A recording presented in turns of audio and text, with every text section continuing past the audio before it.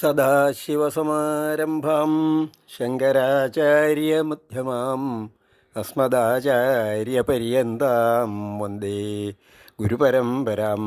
എല്ലാവർക്കും വിനീതമായ നമസ്കാരം.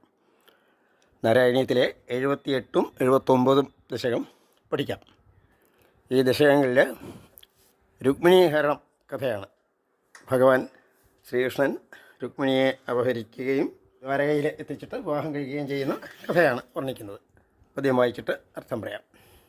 ത്രിദിവവർദ്ധകി വർദ്ധിതകൗശലം ത്രിദശദത്തസമസ്തവിഭൂതിമത് ജലധിമധ്യഗതം ത്വമഭൂഷയോ നവപുരം വപുരഞ്ചിതരോചിഷ. ത്രിദിവം എന്ന് പറഞ്ഞാൽ സ്വർഗം, അവിടുത്തെ വർദ്ധകി എന്ന് പറഞ്ഞാൽ ശില്പി, അത് വിശ്വകർമാവാണ്.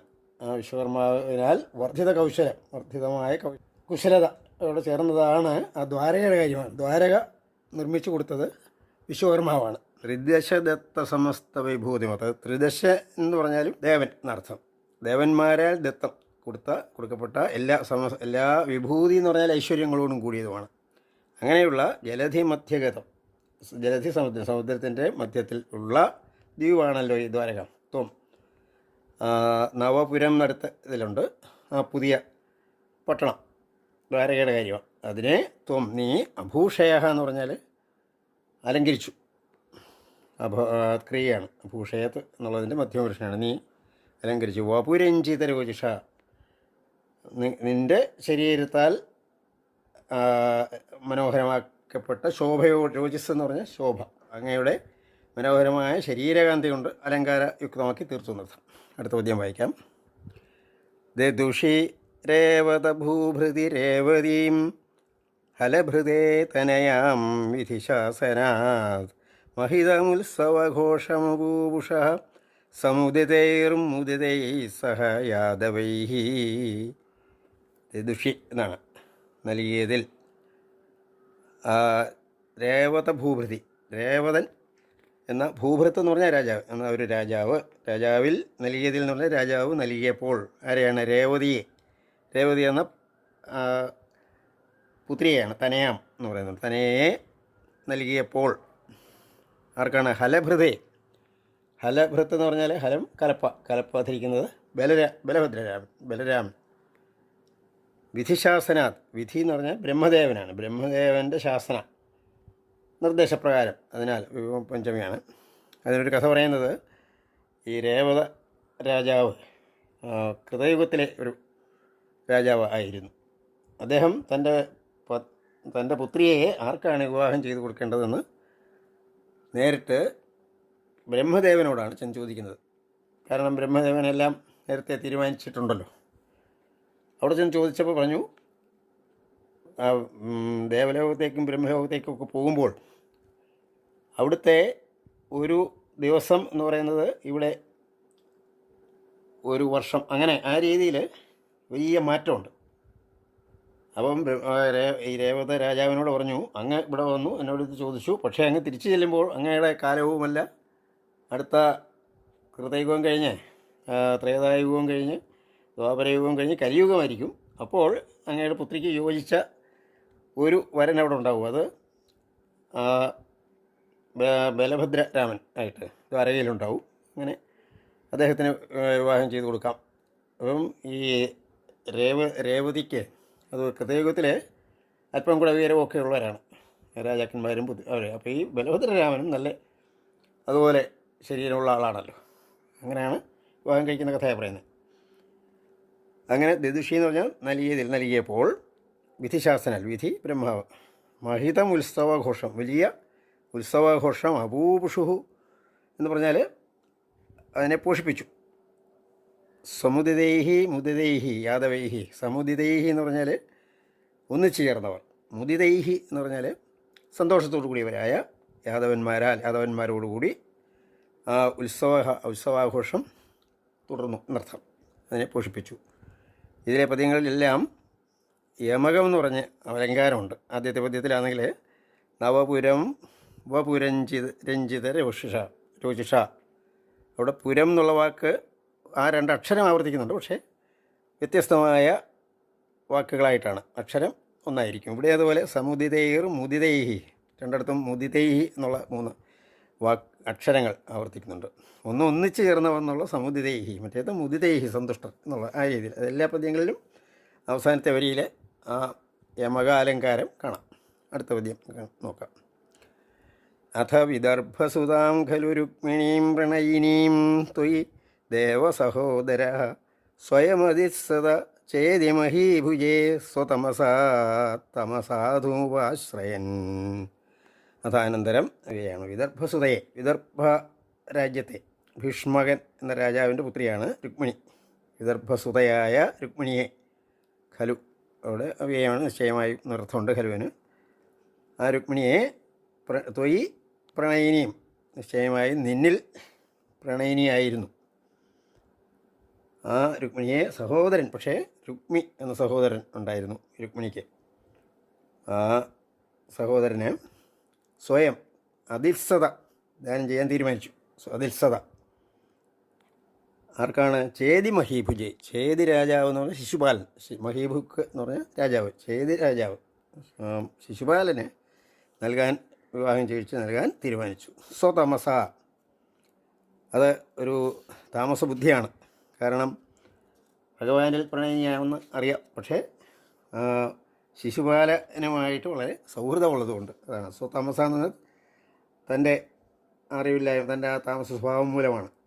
താം അസാധു വാശ്രയൻ, ആ അസാധുവിനെ, സാധുവല്ല ഈ ശിശുപാലനെ, ആ സാധുവല്ലാത്ത രാജാവാണ്. ഈ നേരത്തെ തന്നെ കംസനും ജരാസന്ധനുമായിട്ടൊക്കെ വളരെ അടുപ്പമുണ്ടായി, കംസനുമായിട്ട് അടുപ്പമുണ്ടായിരുന്നു, ജരാസന്ധനുമായിട്ട് അടുപ്പമുള്ള രാജാവാണ്.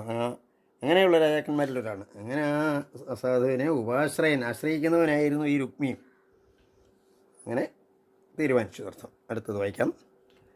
ചിരധൃത പ്രണയാദ്വൈ ബാലിക സപതി കാക്ഷിതഭംഗ സമാകുല തവ നിവേദയിതും ദ്വിജമാദിശത് സ്വകഥനം കഥനംഗവിനിർമ്മിതം. ചിരധൃത പ്രണയ, വളരെ കാലമായിട്ട് ധരിച്ച പ്രണയത്തോടു കൂടിയവളായ ത്വയി, നിന്നിൽ എന്നാണ് ബാലിക ആ രുക്മിണി, സപതി പെട്ടെന്ന് തന്നെ കാക്ഷിതഭംഗ സമാകുല, കാക്ഷിതത്തിന് തൻ്റെ ആഗ്രഹത്തിന് ഭംഗമുണ്ടായതുകൊണ്ട് സമാകുല, ആകുല ഹൃത്യത്തെയായിട്ട് തവ നിവേദയിതും, നിനക്ക് നൽകുന്നതിനായിക്കൊണ്ട്, നിവേദിപ്പിക്കുന്നതിനായിക്കൊണ്ട് ദ്വിജം ആദിശൽ, ഈ വിവരം പിന്നെ അറിയിക്കുന്നതിനായിക്കൊണ്ട് ദ്വിജൻ എന്ന് പറഞ്ഞ ബ്രാഹ്മണനെ പറഞ്ഞയച്ചു. സ്വകഥനം, തൻ്റെ കഥനത്തെ, തൻ്റെ ദുഃഖത്തെ, കഥനംഗ വിനിർമ്മിതം, അനങ്കൻ എന്ന് പറഞ്ഞാൽ കാമദേവനാണ്. കഥനങ്കൻ ഇവിടെ പറഞ്ഞിരിക്കുന്നത് ഈ ഇങ്ങനെ എനിക്ക് ഇത്രയും ബുദ്ധിമുട്ടുണ്ടാക്കിയത്, അതുകൊണ്ട് കഥനങ്കൻ എന്ന് പറയുമ്പോഴത്തേക്ക് നല്ലതല്ലാത്ത അനങ്കൻ, എനിക്ക് ഇങ്ങനെ വിഷമം ഉണ്ടാക്കുന്ന ഈ അനങ്കനാൽ നിർമ്മിച്ച ഈ സ്വകഥനത്തെ അറിയിക്കുന്നതിന് അയച്ചു നിർത്തും. ദ്വിജസുതോപി ചതുർണമുപായയൗ തവ പുരം ഹി ദുരാശദുരാസദം മുദമവാപച സാദരപൂജിതഃ സഭവതാ ഭവതാപഹൃതാ സ്വയം. ദ്വിജസുതഃ അപി, ആ ദ്വിജൻ ബ്രാഹ്മണപുത്രൻ, അപി ബ്രാഹ്മണപുത്രനും ച എന്നുള്ള അർത്ഥമാണ്. തൂർണം എന്ന് പറഞ്ഞാൽ പെട്ടെന്ന്, അത് അവയാണ്. ഉപായയോ എത്തിച്ചേർന്നു, തവപുരം നിൻ്റെ നഗരത്തെ എത്തിച്ചേർന്നു. ഹി ദുരാസദമാണ്, അങ്ങനെ എത്തിച്ചേരാൻ പറ്റില്ല. നല്ല ബുദ്ധിയോടുകൂടി ദുരാശയുള്ളവർക്ക് അവിടെ ദുരാസദമാണ്, എത്തിച്ചേരാൻ സാധിക്കുകയില്ല. അപ്പോൾ അത്ര സുരക്ഷിതത്വമുള്ളതാണ്. കാരണം ജരാസന്ധനൊക്കെ ജരാസന്ധൻ എത്രയും പെട്ടെന്ന് കൃഷ്ണനെ വധിക്കാൻ ആഗ്രഹിക്കുന്ന ആളാണല്ലോ. അങ്ങനെയുള്ളവർക്കൊന്നും അവിടെ ചെല്ലാനൊക്കെ ഇല്ല. അതാണ് മുദമവാപ, അവിടെ ചെന്ന് കഴിഞ്ഞപ്പോഴോ ഭഗവാൻ പൂജിച്ചു, സ്വീകരിച്ചു, സൽക്കരിച്ചു. അതുകൊണ്ട് മുദം, സന്തോഷത്തെ പ്രാപിച്ചു. അവാവ ക്രിയയാണ്. സാദര പൂജിത, ആദരവോടുകൂടി പൂജിക്കപ്പെട്ടവനായിട്ട് സന്തോഷിച്ചു. സഹ അവൻ, ഭവതാ ആദരപൂജിത, അങ്ങയാൽ ഭവാൻ എന്നുള്ളതിൻ്റെ തൃതീയ. ഭവതാപഹൃത ഭവതാപ, അങ്ങ് ഭവം, സംസാര ദുഃഖത്തിൻ്റെ എല്ലാ താപം, ദുഃഖത്തിൻ്റെ ഇല്ലാതാക്കുന്നവനാണ്. അങ്ങ് സ്വയം പൂജിതൻ നടക്കാം. അങ്ങ് നേരിട്ട് ചെന്ന് താൻ തന്നെ പൂജിച്ച് സ്വീകരിച്ചു എന്നർത്ഥം. അവിടെയും ഭവതാപ, അവിടെ ഭവത എന്നുള്ളത് 2-3 അക്ഷരം ആവർത്തിക്കുന്നുണ്ട്, പക്ഷേ രണ്ടും വ്യത്യസ്തമായ വാക്കുകളാണ്. അടുത്ത പദ്യം നോക്കാം.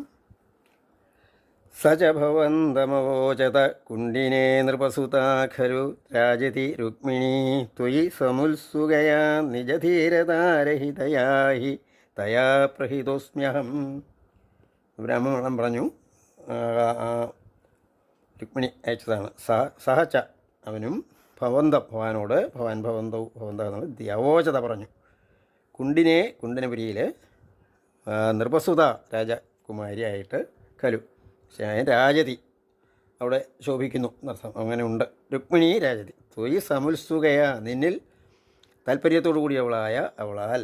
പക്ഷേ എന്ത് പറ്റിയ നിജ ധീരതാരഹിതയ ഇപ്പോൾ ആ ധൈര്യമൊക്കെ ഇല്ലാതായിരിക്കുന്നത്. നഷ്ടപ്പെടുമോ, അങ്ങനെ നഷ്ടപ്പെടുമോ എന്നുള്ള ധീരത, ധൈര്യത്തെ രഹിതയില്ലാതായവളായ അവളാൽ ഹി തയ അവളാൽ പ്രഹിത അസ്മി പറഞ്ഞുവിടപ്പെട്ടവൻ ആണ് ഞാൻ. അഹം അസ്മി ഞാൻ അങ്ങനെയാണ്.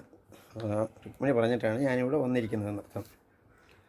തവ ഹൃദാസ്മി പുരൈവ ഗുണൈരഹം ഹരതി മാം കില ചേതി നൃപോധുന അയി കൃപാലയ പാലയ മാമിതി പ്രജഗതേ ജഗദേകപതേ തയാം. തവ ഗുണൈഹി എന്നാണ് നിൻ്റെ ഗുണങ്ങളാൽ. അഹം ഞാൻ പുരൈവ പണ്ടേ തന്നെ ഹൃദ അസ്മി അപഹരിക്കപ്പെട്ടവളാണ്. അങ്ങയുടെ ഗുണങ്ങളാൽ ഞാൻ പണ്ടേ അപഹരിക്കപ്പെട്ടിരിക്കുന്നു.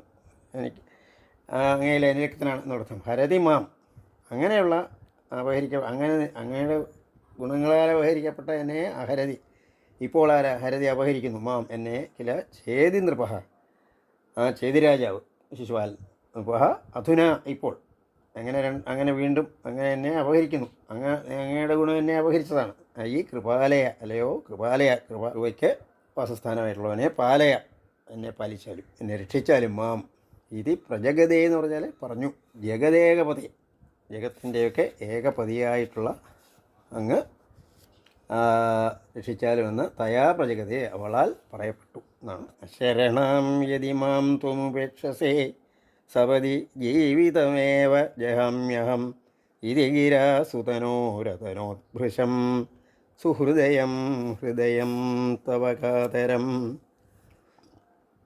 ശരണയായ മാം എന്നെ യതി എന്ന് പറഞ്ഞാൽ എങ്കിൽ ത്വം ഉപേക്ഷസേ നീ ഉപേക്ഷിക്കുന്നു എങ്കിൽ ഉപേക്ഷത്തെ എന്നുള്ളതിൻ്റെ മധ്യപുരുഷൻ സപതി പെട്ടെന്ന് തന്നെ ഞാൻ ജീവിതമേവ ജഹാമി ജീവിതത്തെ തന്നെ ജഹാമി എന്ന് പറഞ്ഞാൽ ഉപേക്ഷിക്കും എന്നർത്ഥം. അഹം ഞാൻ ഇത് ഗിര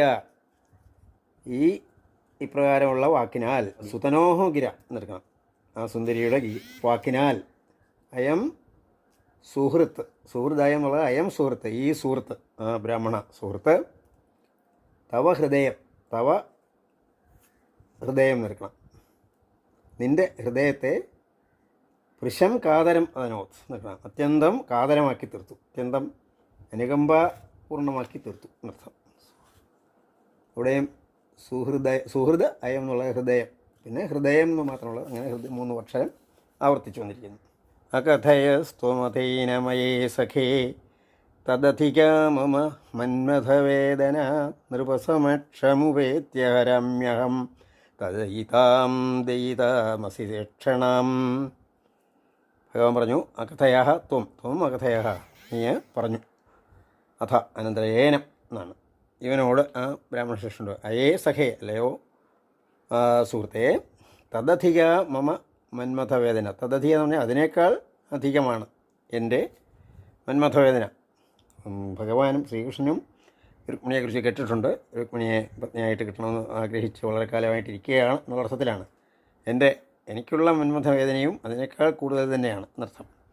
നൃപസമക്ഷം ഉപേത്യ ആ രാജാക്കന്മാരുടെ സമക്ഷം അവരുടെ മുൻപിൽ തന്നെ ഉപേത്യ എത്തിയിട്ട് അവിടെ വിവാഹ ആഘോഷമൊക്കെ തുടങ്ങി ശിശുപാലിന് വിവാഹം ചെയ്തു കൊടുക്കാനാണ് തീരുമാനിച്ചിരിക്കുന്നത് എന്ന് പറഞ്ഞു. പക്ഷേ കൃഷ്ണൻ പറഞ്ഞു ഞാൻ അവിടെ എത്തിയിട്ട് ഞാൻ ഹരാമി അഹം ഞാൻ അപഹരിച്ചുകൊണ്ട് പൊക്കോളാം. ഹരാമി അപഹരിക്കുന്നുണ്ട്. തത്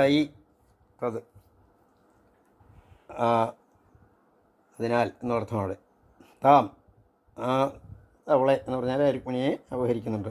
ദയിതാം എന്ന് പറഞ്ഞാൽ പ്രിയതമ എന്നുള്ളർത്ഥമാണ്. അസിതേക്ഷണ എന്ന് പറഞ്ഞാൽ സുന്ദരി എന്നുള്ളർത്ഥമാണ് ഇവിടെ. സുന്ദരിയായ അവളെ ഞാൻ അപഹരിച്ചുകൊണ്ട് പോരും എന്നർത്ഥം. പ്രമുദിതേന ച തേന സമം തദാ രഥഗതോ ലഘു കുണ്ഡിനമേയിവാൻ ഗുരുമരുൽപുരനായക മേ ഭവാൻ വിതനുതാം തനുതാം നിഖിലാപദം. പ്രമുദിതേന തേന സന്തോഷത്തോടു കൂടിയ അവനോടുകൂടിയും സമം കൂടി എന്നുള്ള അർത്ഥം. തഥാ അപ്പോൾ രഥഗത രഥത്തിൽ പുറപ്പെട്ടവനായിട്ട് ലഘു എന്ന് പറഞ്ഞാൽ പെട്ടെന്നുള്ള അർത്ഥമാണ് ഇവിടെ.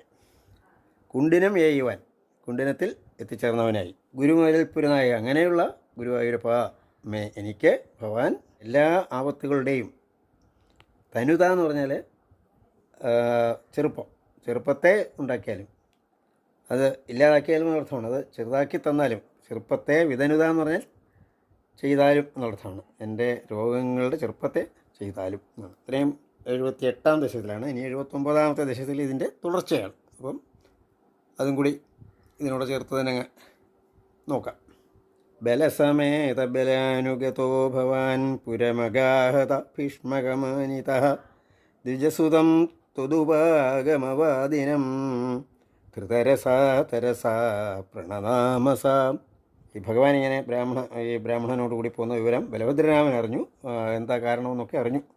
ബലഭദ്രരാമൻ മനസ്സിലായി അവിടെ മറ്റ് രാജാക്കന്മാരുണ്ട്, ജരാസന്ധനും ശിശുപാലനും ഒക്കെ വലിയ അന്നത്തെ കാലത്തെ ഏറ്റവും ശക്തിവാന്മാരായ രാജാക്കന്മാരാണ്. യുദ്ധം ഉണ്ടാവാൻ സാധ്യതയുണ്ടെന്ന് പറഞ്ഞ് ബലഭദ്രരാമൻ സൈന്യങ്ങളോടൊപ്പം പുറകെ ചെന്നു എന്നർത്ഥം. ബലസമേത ആദ്യത്തെ ബലം സൈന്യസമേത ബലൻ അവിടെ ബലഭദ്രരാമനാൽ അനുഗതനായ പുറകെ പറയപ്പെട്ടവനായ ഭവാൻ അങ്ങ് പുരമഗാഹത ആ നഗരത്തിൽ അഗാഹത എത്തിച്ചേർന്നു എന്നർത്ഥം.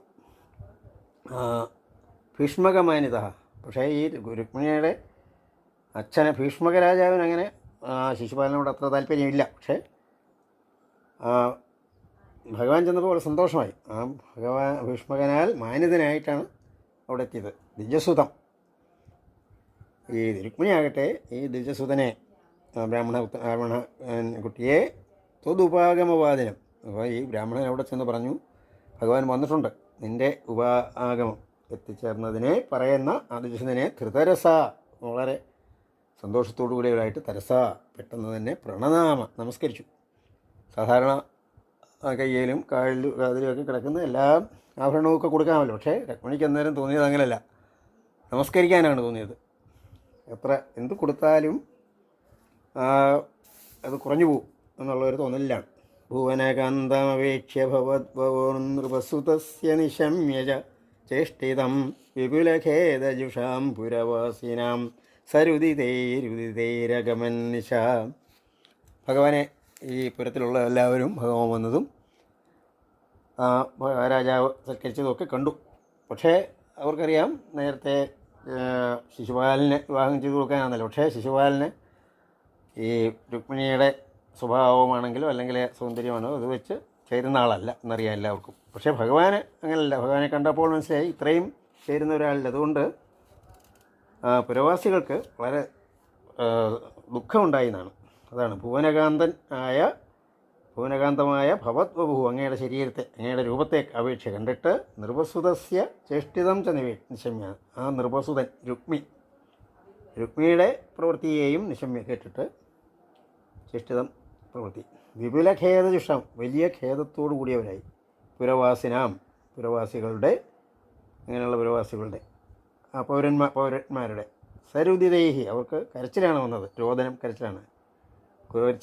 ഒരു സരുദിതൈഹി കരച്ചിലുകളോടുകൂടിയുള്ള ഉദിതൈഹി സംഭാഷണം. ഉദിതം എന്ന് പറഞ്ഞാൽ പറയുന്നു. അവരുടെ കരച്ചിലോടുകൂടിയുള്ള സംഭാഷണങ്ങളാൽ ഗമന്നിശ രാത്രി അങ്ങനെ കടന്നുപോയി. തദനു വന്ദിതുമിന്ദുമുഖീം ശിവാം വിഹിതമംഗലഭൂഷണ ഭാസുരാ നിരഗമത് ഭവദർപ്പിത ജീവിത സ്വപുരതഃ സുഭടാവൃതാം. തദനു അനന്തരം ഇവയാണ് വന്ദിക്കുന്നതിനാരെ ഇന്ദുമുഖി എന്ന് പറഞ്ഞാൽ സുന്ദരിയായ രുക്മിണി ശിവാം വന്ദിതും പാർവതി ദേവിയെ വന്ദിക്കുന്നതിന്. ദേവി വന്ദനം വിവാഹത്തിന് മുമ്പുള്ള ഒരു ചടങ്ങാണല്ലോ, അതിനുവേണ്ടി പുറപ്പെട്ടുന്നതാണ്. വിഹിതമംഗല ഭൂഷണഭാസുരയാണ് അലങ്കാരങ്ങളൊക്കെ അണിഞ്ഞു ചെയ്ത മംഗലഭൂഷണ ഭാസുര.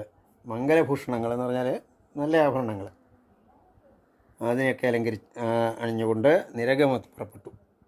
ഭവതർപ്പിത ജീവിത, അങ്ങയിൽ അർപ്പിച്ച ജീവിതത്തോടു കൂടി ആണ് പുറപ്പെട്ടത്. സ്വപുരത, തൻ്റെ പുരത്തിൽ നിന്നും. പുരത സുഭടാവൃത, മുമ്പിൽ സുഭടാവൃത, നല്ല ശക്തന്മാരായ ഭടന്മാരാൽ ചുറ്റപ്പെട്ടാണ് ആ ക്ഷേത്രത്തിലേക്ക് പോയത്.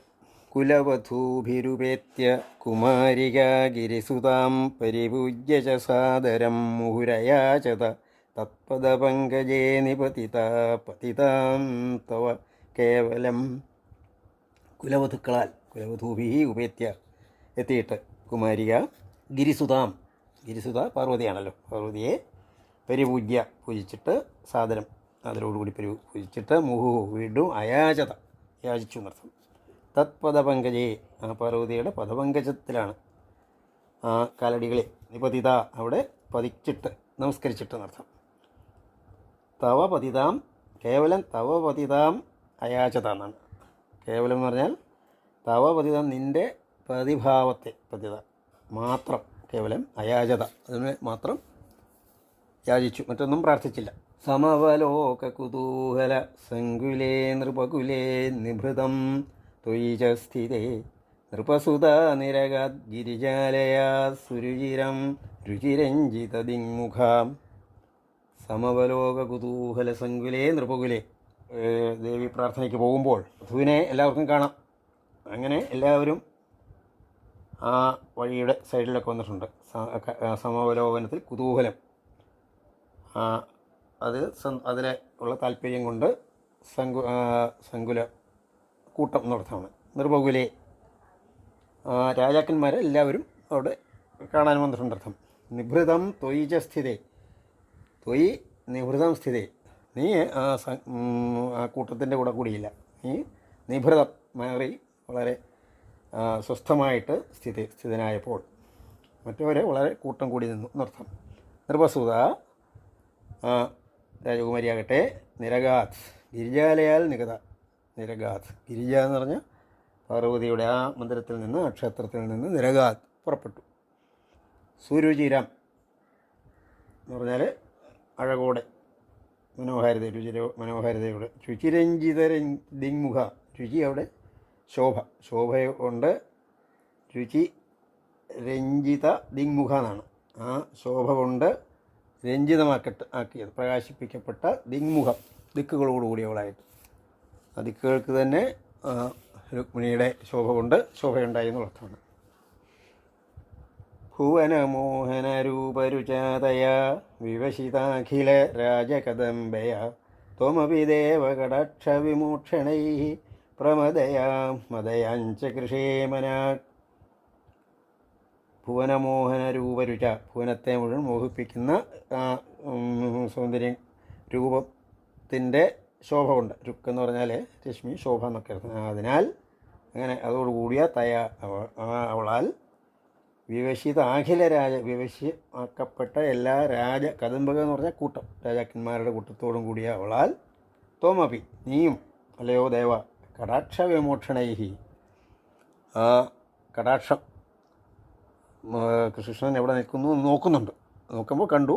അപ്പോൾ കടാക്ഷം, ആ കടക്കണ്ണുകൊണ്ടുള്ള നോട്ടത്താൽ പ്രമദയ, ആ സുന്ദരിയാൽ, മദയാഞ്ച കൃഷി, മനാക്ക് എന്ന് പറഞ്ഞാൽ അല്പം ചാഞ്ചല്യം ഉണ്ടായോ. ഗമിഷ്യസി ചന്ദ്രമുഖീയതി താം സരസമേത്യ കരേണ ഹരൻ ക്ഷണാത് സമ്മധിരോപ്യരഥം തോമപാഹൃതാ ഭുവി തതോ വിതതോ നിനദോ ദിശാം. ഗമിഷ്യസി, നീ എങ്ങോട്ടാണ് പോകുന്നത്, അവിടെ പോകുന്നു. ചന്ദ്രമുഖി, അല്ലയോ സുന്ദരി, ഇതി പ്രകാരം താം, അവളെ സരസം, വളരെ രസത്തോടുകൂടി എന്ന് പറഞ്ഞാൽ വളരെ അനായാസമായിട്ട് സമീപിച്ചിട്ട് എത്തിയ, കരേണ കൈകൊണ്ട്, ഹരൻ കയ്യെ പിടിച്ച് രഥത്തിലോട്ട് കയറ്റുകയാണ്, ഹരൻ അപഹരിച്ചുകൊണ്ട്. ക്ഷണാത്, ഇതെല്ലാം ഒരു ക്ഷണം നേരം കൊണ്ടാണ്. സമ്മധിരോപ്യ രഥം, സമ്മധിരോപ്യ എന്ന് പറഞ്ഞാൽ കയറ്റിയിട്ട്, രഥത്തിൽ കയറിയിട്ട്, ത്വം അപാഹൃത, നീ അങ്ങനെ അപഹരിച്ചു കൊണ്ടുപോയി. ഭൂമിയിൽ തതഹ, അനന്തരം, അപ്പോൾ ദുഷാം നിനദഹ വിനദഹ. ദുഷ്ടെന്ന് പറഞ്ഞാൽ എതിരാളികളുടെ നിനദം, ശബ്ദം, അവരുടെ അവനെ പിടിക്കുക, അവനെ വിടരുത് എന്നൊക്കെയുള്ള നിനദം ശബ്ദം. വിതതഹ എന്ന് പറഞ്ഞാൽ ഉയർന്നു കേട്ടു എന്നർത്ഥം, പൊങ്ങി വന്നു എന്നർത്ഥം. അടുത്ത ചോദ്യം. ക്വനു ഗത പശുപാലൈതി ക്രുധാകൃതരണ യദുഭിശ്ചജിതാ നൃപാഃ നതു ഭവാൻ ഉദചാല്യത തൈരഹോ പിശുനകൈഃ ശുനകൈരിവ കേസരി. ക്വനു ഗത പശുപാലഃ ക്വ ഗതഃ. ആ ഇടയൻ, പശുപാലൻ എന്ന് പറഞ്ഞാൽ ഇടയൻ എവിടെ പോയി. ക്വ രാജാക്കന്മാർ, ശിശുപാലനുണ്ട്, ജലാസന്ധനുണ്ട്, എല്ലാവരും കൂടെ ഇതി ക്രോധത്തോടുകൂടി കൃതരണാഹ യുദ്ധം ചെയ്തവരായി, യുദ്ധത്തിന് പുറപ്പെട്ടവരായ അവർ യദുഭിഹി ജിതാഹ. പക്ഷേ ബലഭദ്രരാമനെ വലിയൊരു സൈന്യവുമായിട്ടാണ് ചെന്നിരിക്കുന്നത്. അപ്പോൾ യദുക്കളാൽ തന്നെ ജിതാഹ ജയിക്കപ്പെട്ടവരായി, തോൽപ്പിച്ചു എല്ലാവരെയും. നൃപാഹ. ഭവാൻ അങ്ങാകട്ടെ നതു ഭവാൻ ഉദചാല്യത എന്ന് പറഞ്ഞാൽ അല്പം പോലും ചാഞ്ചല്യപ്പെട്ടില്ല, അല്പം പോലും ഭയപ്പെട്ടില്ല. തൈഹി അവരാൽ അല്പത്തോനും ഭയപ്പെടുത്തപ്പെട്ടില്ല. പിശുനകൈഹി തൈഹി എന്ന് പറഞ്ഞാൽ ദുഷ്ടന്മാരായ അവരാൽ അല്പം പോലും ചഞ്ചല ആക്കി മാറ്റിയില്ല. ശുനകൈഹി കേസരീവ. ശുനകം എന്ന് പറഞ്ഞാൽ നായ്ക്കളാണല്ലോ, അവരാൽ കേസരി, ഒരു സിംഹം എങ്ങനെയാണോ പ്രയാസപ്പെടാത്തത് അതുപോലെ കേസരി ഇവ. അങ്ങ് ഇത് കണ്ടിട്ടൊന്നും ഒട്ടും ഭയപ്പെട്ടില്ല എന്നർത്ഥം. തദനൊരു മീണമാഗതമാഹവേ വധമുപേക്ഷ്യ നിബധ്യ വിരൂപയൻ ഹൃതമദം പരിമുച്യ ബലോക്തിഭി പുരമയാ രമയാ സഹ കാന്തയാം. തദിനന്തരം രുക്മി വന്നവിടെ യുദ്ധത്തിന് വന്നതാണ്. രുക്മിയെ ആഗതം വന്നവനായ അവനെ ആഹവേ എന്ന് പറഞ്ഞാൽ യുദ്ധത്തിനായിക്കൊണ്ട് വധം ഉപേക്ഷ്യ. അപ്പോൾ ഭഗവാനെ വേണമെങ്കിൽ പിടിച്ച് വധിക്കാമായിരുന്നു, പക്ഷേ അത് വേണ്ടാന്ന് വെച്ചിട്ട് അവിടെ കെട്ടിയിട്ടു. അതാ വധം ഉപേക്ഷ നിബധ്യ. കാരണം സഹോദരിയാണല്ലോ രുക്മിണി. അപ്പോൾ അന്നേരം ആ സമയത്ത് രുക്മിയെ വധിക്കുന്നത് ശരിയല്ല, അതുകൊണ്ട് അവിടെ കെട്ടിയിട്ടിട്ട് വിരൂപയൻ എന്നാണ്, വിരൂപമാക്കി പറയുന്നത്. തലമുടിയും എല്ലാം മാറ്റിക്കളഞ്ഞു, കണ്ടാൽ ഒരു രൂപനാക്കി മാറ്റി എന്നർത്ഥം. ഹൃതമതം, അങ്ങനെ മതമെല്ലാം മാറി ആ രുക്മിണിയുടെ. എന്നിട്ട് ബലോക്തിഭി, ബലഭദ്രൻ പറഞ്ഞു വേണ്ട, വിട്ടേക്കുക, രുക്മിണിയുടെ സഹോദരനല്ലേ എന്ന് പറഞ്ഞിട്ട് പരിമുച്യ മോചിപ്പിച്ചിട്ട്, അത് ബലോക്തിഭി, ബലൻ്റെ ഉക്തികളാൽ, ബലഭദ്രനാമൻ്റെ വാക്കുകളാലാണ് വിട്ടത്. എന്നിട്ട് പുരമയാഹ, പുരത്തിൽ എത്തിച്ചേർന്നു. അയാഹ എന്ന് പറഞ്ഞാൽ എത്തിച്ചേർന്നു. രമയാസഹ, രമ രുക്മിണി ദേവി തന്നെ, ലക്ഷ്മി ദേവി തന്നെയാണ് രുക്മിണി എന്നാണ് പറയുന്നത്. രമയാ സഹ കാന്തയാ രമയാ സഹ, കാന്തയായ രുക്മിണി ലക്ഷ്മി ദേവിയോടുകൂടി ദ്വാരകയിൽ എത്തിച്ചേർന്നു. നവസമാഗമലജ്ജിതമാനസാം പ്രണയകൗതുകജംഭിതമന്മതാം അരമയ ഖലു നാഥ യഥാ സുഖം രഹസിതാം ഹസിതാം ശുലസന്മുഖീം. നവസമാഗമലജ്ജിതമൻ, പുതിയ സമാഗമത്താൽ ലജ്ജയോടുകൂടിയ മനസ്സോടുകൂടിയ രുക്മിണിയെ പ്രണയകൗതുക ജൃംഭിത മനസ്സ്, പ്രണയ കൗതുകം, അതുകൊണ്ട് ജൃംഭിത മനസ്സ് എന്ന് പറഞ്ഞാൽ മനസ്സ് വിജൃംഭിതമായി എന്ന് പറഞ്ഞാൽ മനസ്സ് എപ്പോഴും നിറഞ്ഞു തുളുമ്പി നിൽക്കുകയാണ് എന്നർത്ഥം. അങ്ങനെയുള്ള ആ രുക്മിണിയെ അരമയ രമിപ്പിച്ചു. നാഥ, അല്ലയോ നാഥ, നീ രമിപ്പിച്ചു. യഥാസുഖം, ആ സന്തോഷം അനുസരിച്ച് എങ്ങനെയാണോ സന്തോഷം ഉണ്ടാകുന്നത് അങ്ങനെ. രഹസ്യമായിട്ട് താം ഹസിതാംശുലസന്മുഖിയും, ആ പുഞ്ചിരി കൊണ്ട്, പുഞ്ചിരിയാകുന്ന രശ്മികളെ കൊണ്ട്, രശ്മിയോടുകൂടിയ മുഖത്തോടുകൂടിയ ആ രുക്മിണിയെ സന്തോഷിപ്പിച്ചു എന്നുള്ളർത്ഥം. അടുത്ത ചോദ്യം. വിവിധ നർമ്മഭിരേവം അഹർനിശം പ്രമദമകലയൻ പുനരേകദ ഋജുമതേ കില വക്രഗിര ഭവാൻ വരതനോരതനോദതിലോലതം. വിവിധ നർമ്മഭി, പലതരത്തിലുള്ള നർമ്മങ്ങളാൽ, ഏവം ഇപ്രകാരം, അഹർനിശം പകലും രാത്രിയിലും അവയാണ്, പ്രമദമാകലയൻ, മതത്തെ ചെയ്യുന്നവനായി, പ്രണയമതം വളരെ സന്തോഷം അവിടെ, അതിനെ ചെയ്യുന്നവനായിട്ട് പുനഃ, അങ്ങനെ ഒരു ദിവസം വീണ്ടും ഏകത, ഒരിക്കലേ വേറൊരു തമാശ കാണിച്ചു എന്നർത്ഥം. എന്നോട് പറഞ്ഞു, ശിശുപാലനും ഒക്കെ വലിയ രാജാക്കന്മാരല്ലേ. ഈ കൃഷ്ണനാണെങ്കിൽ ഈ യാദവ വംശം, ഈ പശുക്കളെയൊക്കെ മേയിച്ച് നടക്കുന്ന ഒരു വംശമല്ലേ. അപ്പം ഭഗവതി ഇപ്പോൾ ഇവിടെ വന്നതൊന്നും കണക്കാക്കണ്ട. വേണമെങ്കിൽ ഭഗവതി ശിശുപാലൻ്റെയൊക്കെ കൂടെ വേണമെങ്കിൽ പോകാം, കാരണം നിങ്ങൾ തമ്മിലായിരിക്കും കൂടുതൽ ചേരുന്നത് എന്നൊക്കെ പറഞ്ഞപ്പോഴേക്ക് തന്നോടെ താല്പര്യക്കുറവുണ്ടോ എന്നൊരു തോന്നലുകൊണ്ട് രുക്മിണി പെട്ടെന്ന് മോഹാത്സ്യപ്പെട്ടു എന്നുള്ള കഥ ഇവിടെ പറയുന്നത്. അങ്ങനെ ഏകത ഒരിക്കൽ ഋജുമതേഹേ, ഋജുമതി എന്ന് പറഞ്ഞാൽ വക്രബുദ്ധിയൊന്നുമില്ല, കേട്ടാൽ അത് തമാശ പറയുകയാണ് എന്ന് തോന്നാനുള്ള ഇതില്ല, ബുദ്ധിയില്ല, അത് ബുദ്ധിയാണത്, ഋജുമതിയാണ്. ചില വക്രഗിര, ഭഗവാന്റെ വക്ര രീതിയിലുള്ള ഗിഹിവാക്കുകളാൽ ഭഗവാൻ അങ്ങ് വരതനോഹോ, സുന്ദരിയുടെ ധനുഹോ, വരം ശ്രേഷ്ഠം, വരതനുവിനെ അതിലോലതാം അതനോത് എന്നാണ്, അതിലോലതയെ ചെയ്തു. വളരെ ലോലഭാവത്തെ, വളരെ വളരെ ദുഃഖഭാവത്തെ അതനോത് ചെയ്തു. ഒരു ദിവസം അങ്ങനെ ഉണ്ടായി, പക്ഷേ ഭഗവാൻ അത് മാറ്റിയെടുത്തു എന്നാണ്.